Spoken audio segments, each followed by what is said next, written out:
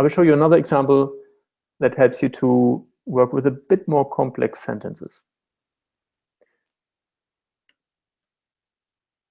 Is that so far? Do you understand this? I hope you could follow me here. It's a very logical approach. You always ask the questions in this order: where to get the subject or the nominative, then the was, or if it's a person, wen, and then the wem if there is a wem. Next example. The dog bites the man. So we have how many elements? We have a dog, which is masculine. I gave this away. We have a verb here, and we have the man. So we only have 2 elements. Most likely, we can only ask 2 questions. So the first thing we identify is the verb. That's this one, to bite. Let me translate that sentence right away. It's der Hund beißt, which, by the way, you know from ein bisschen is a little bite. Yeah. Der Hund beißt, and der Mann, den Mann. The man, den Mann. Now, bites is the verb. First question. Can you ask the first question already? You remember the German question for who? Wer. And all you do is to write down the German verb. Wer beißt? Who is biting? And what's the answer? Is the dog biting or the man? Pretty obvious, right? It gets more interesting. Bear with me. So, der Hund. So this is our subject. The dog is the one doing the biting. Next question.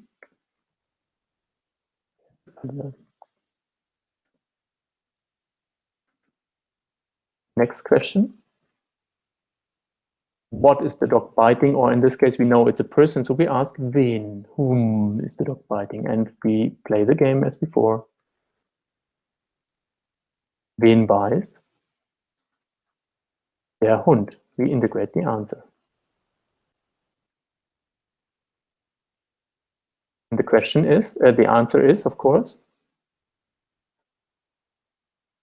the only thing that's left, den Mann. Den Mann will be blue in a second.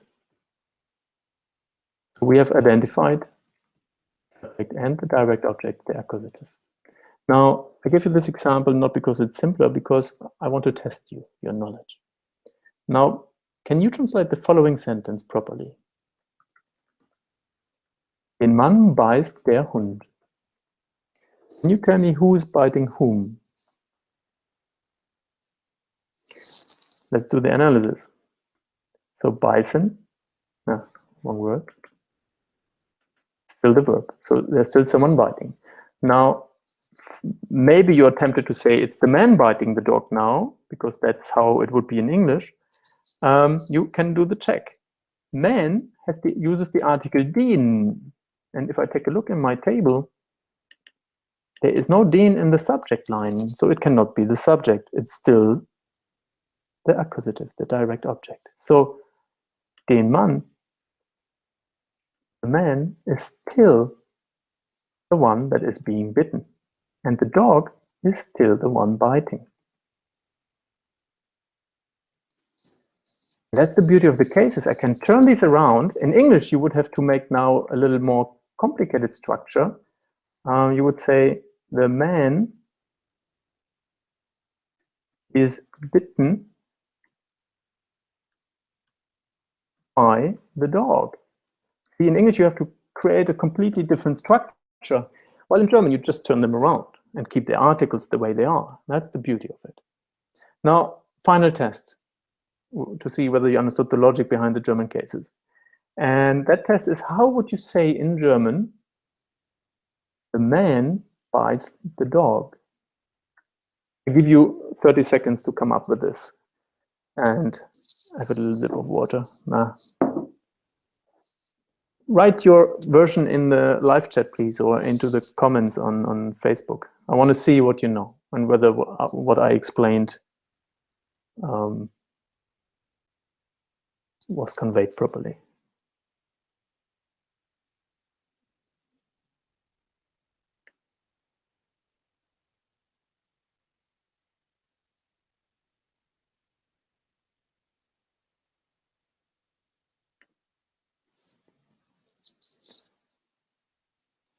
Okay, let me write the more information there.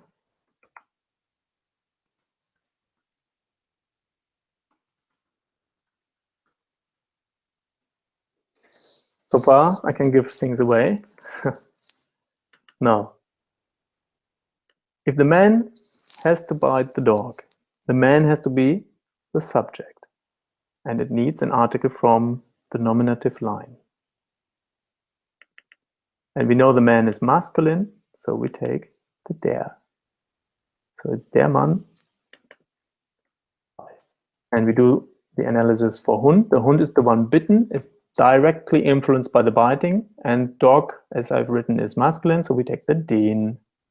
And that makes it, der Mann beißt den Hund. We've turned it around by just changing the articles. Again, in real life, you usually have the sentence order, I love you, ich liebe dich, subject, verb, direct object, as a rough outline, guideline to how to structure sentences. But in certain situations, a writer, an author might think it might make sense to turn that around or shift the sentence order a bit. You, as a beginner, if you're a beginner, you do not have to follow, you don't have to be creative. You might want to be, that's fine. But if you're a beginner, stick to the sentence order, I love you, ich liebe dich, der Mann beißt den Hund. This is all I wanted to share with you. I wanted to keep it short because there's also a lot of information. You can watch this video afterwards again. So how do you say the cat bites the woman in German?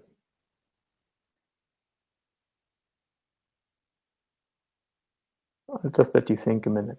So cat is, by the way, a feminine being, and the woman is grammatically also feminine. Now, die Katze beißt die Frau. Now we possibly have a problem, because before we had der and den who helped us to differentiate. Now we only have die and die, which are the same. So if I wrote, die Frau beißt die Katze, who's biting whom?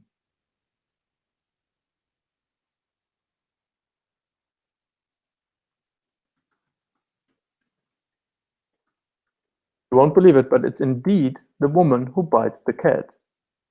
Your logic might say, no, that doesn't happen. It can only be the cat biting the woman. But grammar says what comes first bites first. So it's the woman that comes first, and she's the one biting.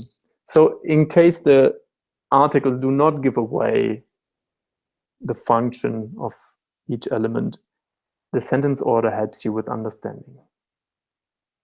It was a nice, beautiful add-on. Okay, there are some questions coming in. Let me get back to them. Sanjay asks, how can I improve my speaking? I'm making many mistakes when speaking. I give you one beautiful tip. I work with conversation trainers. I do the tuition, supervision, and planning, and my conversation trainers make you speak. And that means you want to be better at speaking, you need to speak more. But that's not all. You need feedback. If you don't get feedback while speaking, then you might learn gibberish, wrong German, and that is not in your interest, right? So you need feedback. And my clients are always told to record themselves and to listen to what they have recorded first. Before sending it to me, I have the final say whether it's correct or not. So you need to record yourself to be able to listen to your own mistakes, to find your own mistakes. And ideally, you have a native speaker around, or very advanced learner, who can take a final look and say, yeah, that's okay, or give you a hint where to correct. Feedback is everything. And then Michael asks, how can you easily remember these cases when you speak? Is it just from practice? I find it difficult to remember when speaking which case to use. I absolutely feel you, Michael. And that's when you learn this stuff cognitively only. There's a beautiful technique in my course. It's called the preaching. And that simply helps you to use the case without thinking a second of this table. It's actually a pattern drill, but optimized and made more beautiful. You just have to drill these. It's indeed by practice, but by structured practice, not just by random speaking. Random speaking practice is random speaking. If you're lucky, you improve if you have good listening skills, but you need to structuredly work structuredly. And that's what I found over the last years. People like and need structure. And this is what's lacking in many of my, whatever I've heard in other settings. Emre. Can you tell a bit about the verbs and prepositions, needs accusative or dative, when they are used in the sentence? Emre, I have made quite a few videos about this topic, and I wouldn't want to go too deep here. There's a beautiful song, the accusative song. I don't want to sing this here. I don't want to spoil your weekend, although I sing it also in my videos. It might be a free preview in my shop. Please take a look in the preview videos of my A1 to B1 grammar course. I think it's free. And if you're lucky, it's Margaret, a companion who does the singing. Yeah, they're easy to learn. It's entlang, durch, gegen, für, bis, ohne, I mentioned twice, but that's because of the song. And dative is aus, bei, mit, nach, seit, von, zu, außer, gegenüber, ab. I learned these with help of these songs that you find in my course or on my homepage. Take a look there. Gemma or Gemma. How can I fluently use the correct case when speaking? Yeah, we had that. Michael was asking that you need, first of all, to understand what does a case do, and then you need to practice it in form of a pattern drill, and also to consciously read. Like, take a look at the text, color the text so that you first notice, okay, that's the accusative. And if you come across certain phrases or structures that don't make sense, you ask your private tutor, which I recommend you get even at least once a week for 45 minutes, just to ask her the questions that come up while you study during the week. If you do this on your own, I understand it's a money issue, yeah? That's why I do these live classes and my materials. If you learn on your own, it's a very difficult task. It's frustrating very often. I've been there myself several times. And there's questions that need to be answered. And yes, you can figure them out yourself, but many people don't, or wrongly.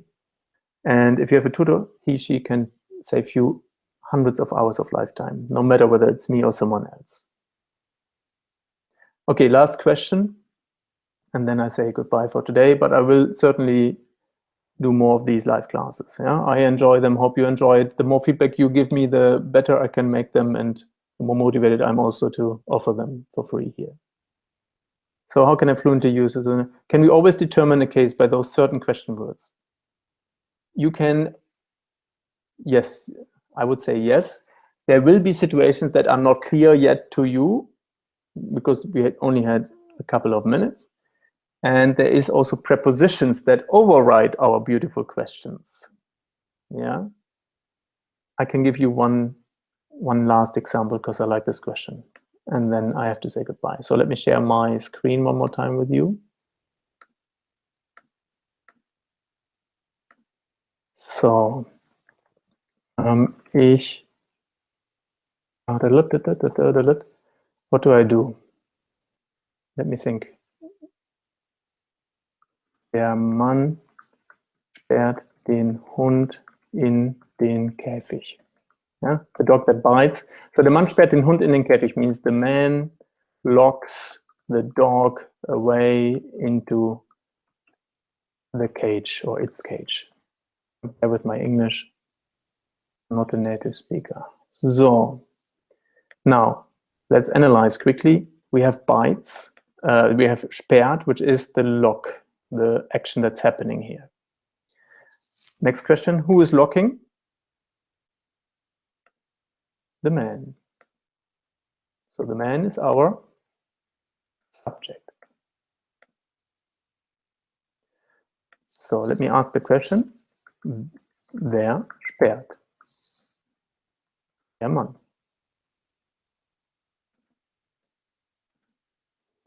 Next question, you can already think ahead while I do my coloring here. wen. Dogs are living beings in German. We don't say it, we say he. So wen. Sperrt, we could also use was, doesn't matter, that's the job. Sperrt der Mann. To whom does the man lock or lock in? What's the answer? Because it's the dog that he locks away. And you see den Hund, you remember maybe already, den is certainly accusative, at least for now, with what you know. And we have one more element in the sentence, and that is in den Käfig. Now, in den Käfig is tricky because it has a preposition in the beginning, which is in.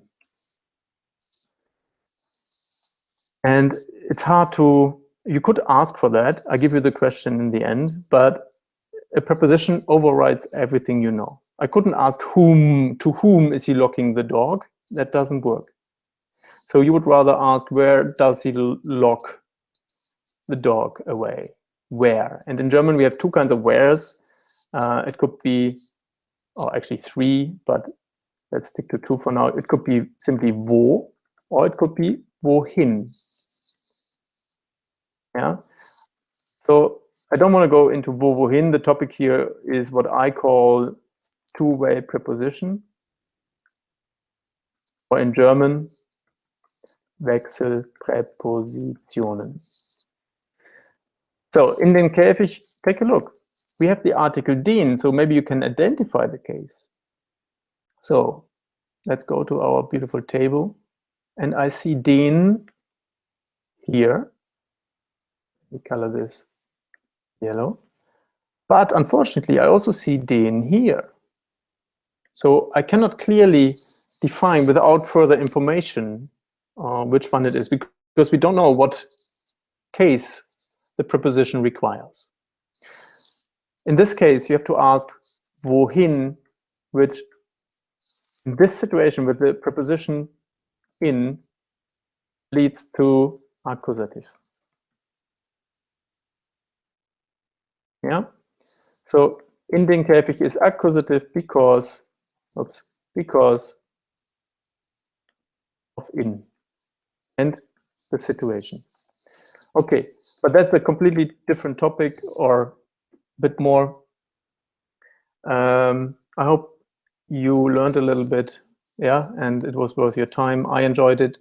Okay, ich danke euch und wünsche euch ein schönes Wochenende. Genießt den Samstagabend und bis zum nächsten Mal. Take care, passt auf euch auf. Ciao.